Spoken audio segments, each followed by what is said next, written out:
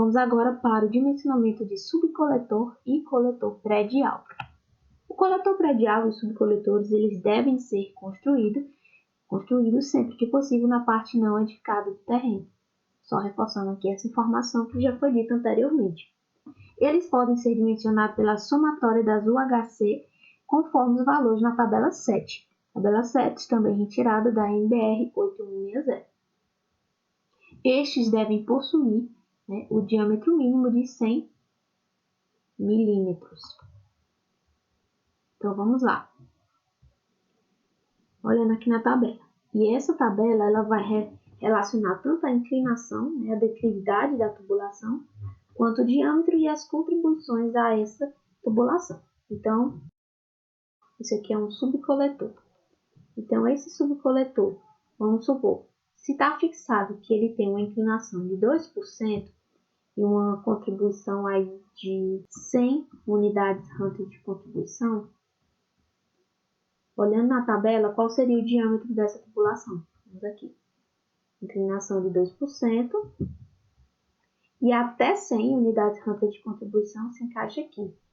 Ou seja, o diâmetro dessa tubulação vai ser 100. Se por acaso, o somatório das contribuições aqui para esse trecho de tubulação fosse 300 UHC, então aí já olharíamos aqui na tabela e ela se encaixaria aqui nessa linha, fazendo com que a tubulação fosse, ao invés de 100, seria de 150 milímetros, certo?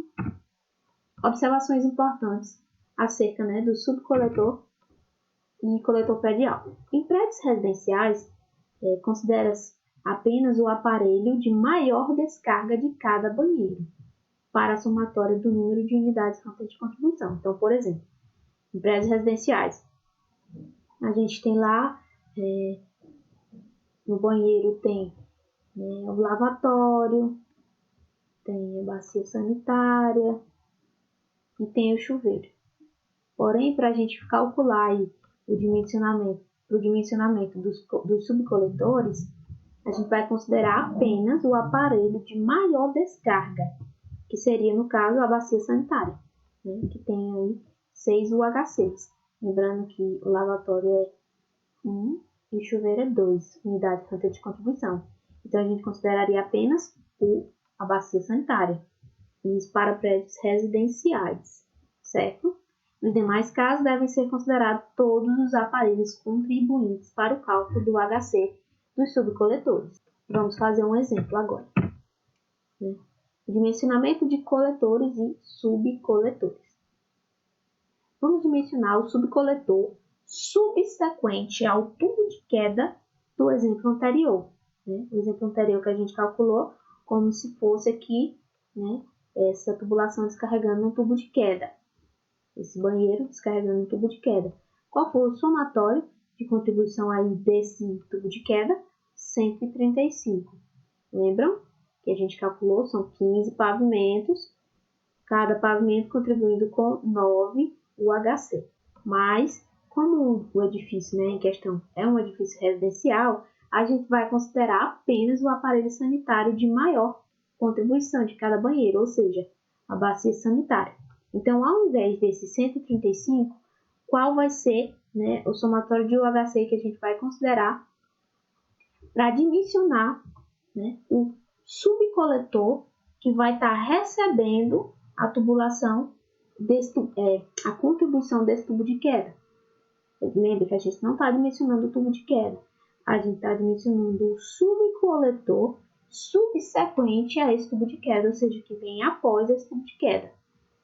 Então, vamos lá. O somatório vai ser 6, que é considerando aqui o aparelho sanitário de maior descarga, que é a bacia sanitária, vezes 15, que é a quantidade de pavimentos que tem nesse exemplo. Temos 90 UHC contribuindo aqui para esse subcoletor, que é subsequente a esse tubo de queda. Vamos olhar aqui na tabela 7 de dimensionamento. Vamos aí considerar, por exemplo, uma inclinação de 1%. E então se encaixa aqui, e até Se tem até 180 UHCs, o diâmetro nominal vai ser de 100 milímetros. Vamos agora fazer um outro exemplo, agora mais completo. Vamos dimensionar os subcoletores indicados na figura abaixo. Subcoletores são essas tubulações aqui, né, que vão conectar as caixas de inspeção. Todos esses são subcoletores. Então, vamos dimensionar cada um desses subcoletores.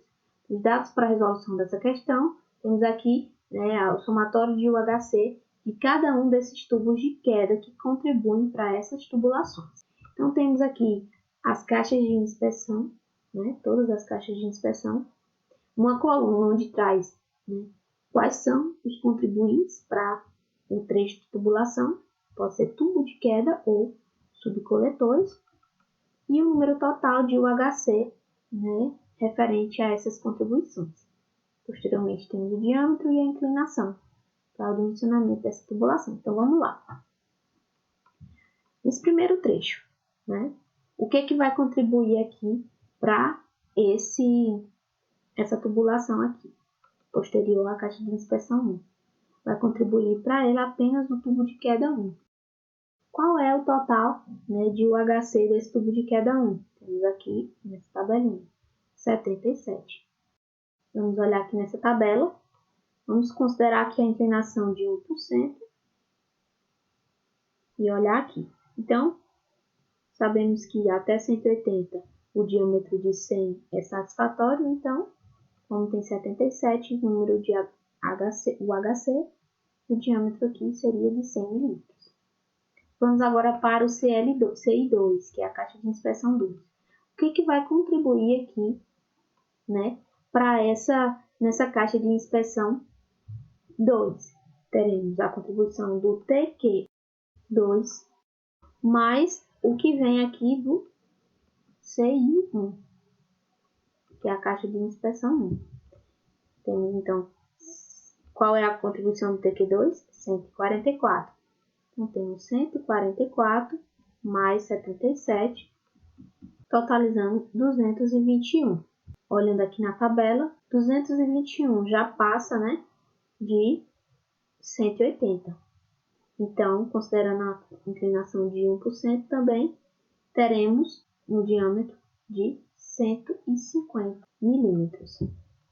Então, significa que esse primeiro trecho aqui tem 100 milímetros e esse segundo trecho aqui tem 150. Vamos agora, né, saber qual é o dimensionamento desse trecho posterior à caixa de inspeção 3. Então, a caixa de inspeção 3 ela vai continuar tendo a mesma contribuição que esse trecho anterior, né, pois não houve a introdução de nenhum outro tubo de queda nessa região. Então, podemos apenas colocar aqui que a contribuição para cá é da caixa de inspeção 2. A caixa de inspeção 2 tem um número total de 221, um diâmetro de 150, a inclinação de 1%. Vamos agora para a caixa de inspeção 4. Caixa de inspeção 4. Eita, chegando aqui na caixa de inspeção 4, eu já vou ter a contribuição de toda essa tubulação. Então, antes de fazer essa parte, eu tenho que ir para a caixa de inspeção 5 e caixa de inspeção 6. Vamos lá? Na caixa de inspeção 5, eu tenho a contribuição do tubo de queda 3. Tá vendo aqui? Caixa de inspeção 5, contribuição do tubo de queda 3. Qual é a contribuição do tubo de queda 3? 56 UHC. Então, 56 UHC. Vamos olhar aqui na tabela. A inclinação de 1%, diâmetro de 100 milímetros. Vamos agora para a caixa de inspeção 6. Na caixa de inspeção 6, temos a contribuição do tubo de queda 4. Então, TQ4 com 72 UHC. Vamos olhar aqui. Diâmetro de 100 milímetros. Para a inclinação de 1%. Já na caixa de inspeção 7, dá um zoom aqui para vocês verem melhor, a caixa de inspeção 7 vai estar recebendo tanto da caixa de inspeção 6, quanto do tubo de queda 5. Então, vamos lá. Tubo de queda 5 Então, a caixa de inspeção 6, né, 72, mais o tubo de queda 5, que é 70. 142 UHC, ainda assim, né, satisfaz aqui o diâmetro de 100 milímetros, 1% de declividade. Já a caixa de inspeção 8, ela vai estar recebendo de quem? Da caixa de inspeção 5 e a caixa de inspeção 7. Vamos ver o total de UHC aqui para essa etapa. Vou botar aqui. CI 5 mais CI 7. CI 5 temos 56 UHC e CI 7 tem 142, totalizando 198 UHCs, certo? Vamos olhar aqui na tabela. Eita, 198 já passou de 180. Então, a gente tem duas escolhas. A gente pode, né? 198 é menor do que 216. A gente poderia só mudar a declividade, colocar aqui 2% e permanecer o mesmo diâmetro.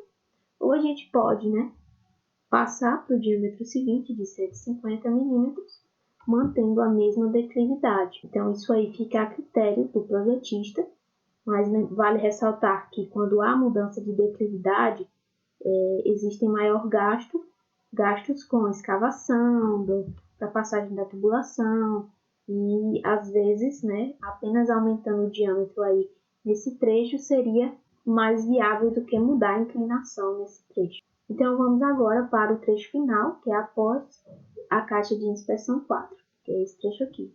Vamos colocar aqui os valores encontrados, né, da caixa de inspeção 6, 100 milímetros, caixa de inspeção 7, 100 milímetros, e aqui, após a caixa de inspeção 8, 150. Vamos agora para esse trecho final, que é o chamado coletor predial, que é a tubulação que liga a última caixa de inspeção ao coletor público. Como é que vai fazer o dimensionamento desse trecho? Da mesma forma que os subcoletores. Então, após a caixa de inspeção 4, vai estar recebendo contribuição da CI3 e da CI8. CI3 tem 221 UHC e CI8 198, totalizando 419 UHC. Então, vamos lá. 419 satisfaz aqui, né, com a inclinação de 1%, o diâmetro de 150 milímetros. Até 700 UHC, o diâmetro de 150 satisfaz. Então, 150 milímetros para a inclinação de 1%. Então, o trecho final, 150 milímetros. Finalizando agora o dimensionamento dos subcoletores e do coletor predial, que é essa última tubulação da edificação. Vamos agora aprender a dimensionar os ramais de ventilação. Esses ramais, eles, como já foi dito anteriormente, são importantes para evitar o retorno dos gases para os ambientes. E para garantir, né, a eficiência desse sistema, é importante que ele seja posicionado da forma adequada. Então, precisamos nos basear aqui nessa tabela com a distância máxima de um desconector ao tubo ventilador. Então, a distância entre o ramal de ventilação, por exemplo, a caixa sifonada, ela deve ser de no máximo 1 metro para diâmetros de 40 milímetros, de 1,20 m para diâmetros de 50 milímetros e assim sucessivamente. Outra informação importante que eu já falei anteriormente é que a distância mínima entre a caixa sifonada e a tubulação de ventilação, essa distância mínima tem que ser de 2 vezes o diâmetro nominal dessa tubulação. Então, se aqui for um diâmetro de 40 milímetros, a distância mínima tem que ser 2 vezes 40 milímetros, que é 80 milímetros, ou seja, 8 centímetros. Porém, a distância máxima tem que ser essa aqui, respeitando dentro dessa tabela, certo? Agora, o dimensionamento de fato dessas tubulações, elas também são baseadas nas unidades de contribuição. Então, se dentro dessa tubulação tem aí a contribuição de até 12 UHCs, o diâmetro ele pode ser de 40 milímetros, e isso para grupos de aparelhos sem bacia sanitária. Para grupos de aparelhos com bacias sanitárias, o diâmetro até 17, o HC tem que ser de 50 milímetros. E assim sucessivamente. E aí vai de acordo com a quantidade de UHC, aquele trecho de tubulação. Já a coluna de ventilação, o diâmetro ele é obtido diretamente nessa tabela ao lado, onde para se fazer, né, o dimensionamento é necessário que a gente tenha conhecimento de quê? Do diâmetro do tubo de queda e do comprimento vertical da tubulação, para que a gente cruze essas informações aqui nessa tabela e possa fazer o dimensionamento.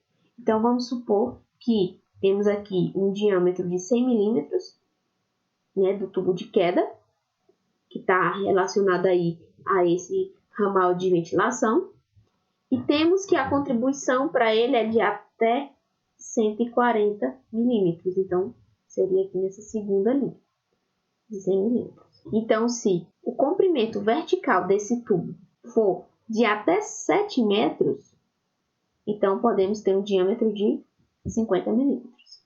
Se passar disso, se o comprimento for até 61 metros, então o diâmetro de 75 milímetros.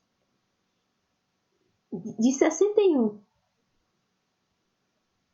metros até 229 metros de comprimento, um diâmetro de 100 milímetros, certo? Então, as informações que a gente precisa saber é o diâmetro do tubo de queda, o número de unidades Hunter de contribuição para essa tubulação e o comprimento, né? O comprimento vertical dessa coluna de ventilação, para, a partir desses dados, poder encontrar o diâmetro.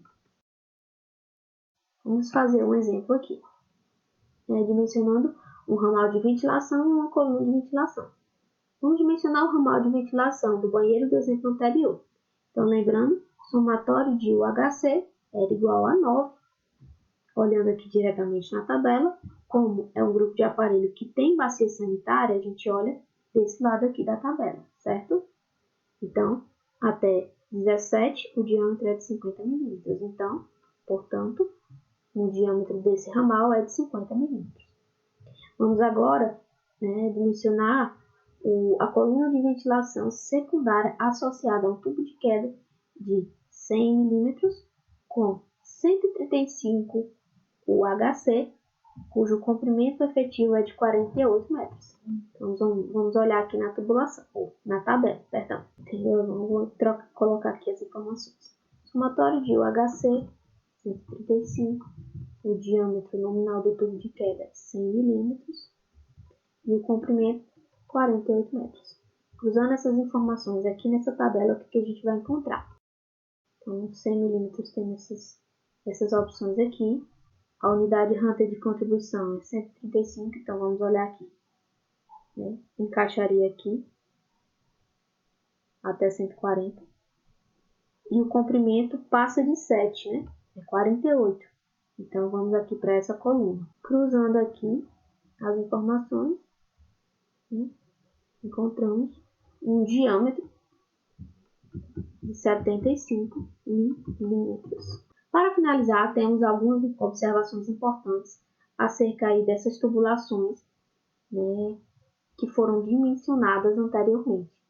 A distância entre o coletor público e a primeira caixa de inspeção, essa distância aqui, ela deve ser menor do que 10 metros, ou seja, no máximo 10 metros. A distância entre o vaso sanitário e a primeira caixa de inspeção, ela deve ser também menor que 10 metros.